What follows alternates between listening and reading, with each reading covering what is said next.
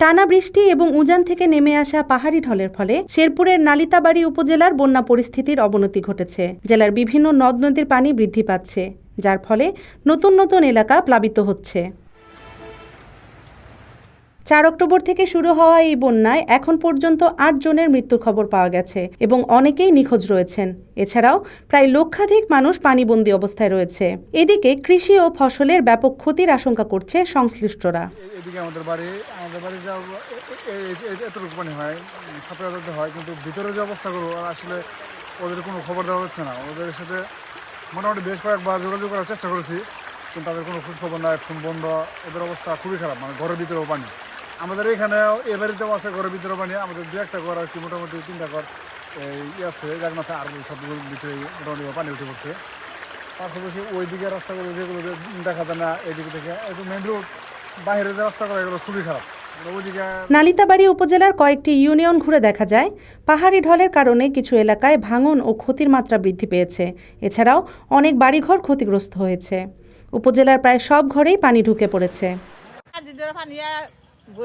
কেউ পানির তলে, কেউ পানি ঘর বাঁধে পানি, কেউ উঠানো পানি, রাস্তাঘাটে পানি করে করা যায় না, কেউ খাইতেই পারতেছে না।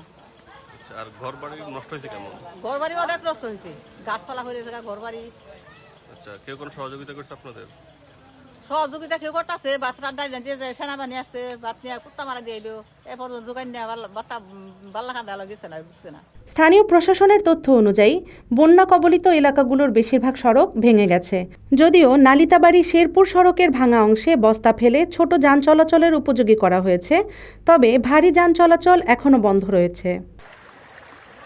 এটা মনে করবেন যে আঙ্গুর তো খাওয়া খাদ্য লেগে বিরাট সমস্যা না। আমরা তো দেখা যেতেছে যেভাবে চলতেছে, বুড়া টোড়া দিয়ে নৌকা টোকা দিয়ে যাওয়াটা কঠিন হইতেছে, পোলাফোন টোলাফোন নিয়ে যাওয়া না। আমরা এই অবস্থা আসছি, বাড়ি থেকে বাইরে আমার সমস্যা।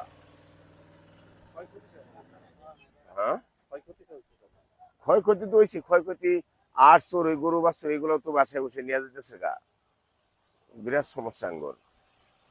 ক্ষয়ক্ষতি হয়েছে, ক্ষয়ক্ষতি বর্তমানে যে রাস্তাঘাটে আইসা বলছি আমরা করার কি, রাস্তা ছাড়া তো আঙ্গুর বুদ্ধি নেই, রাস্তাও তো ঘুরে যেতেছে গা।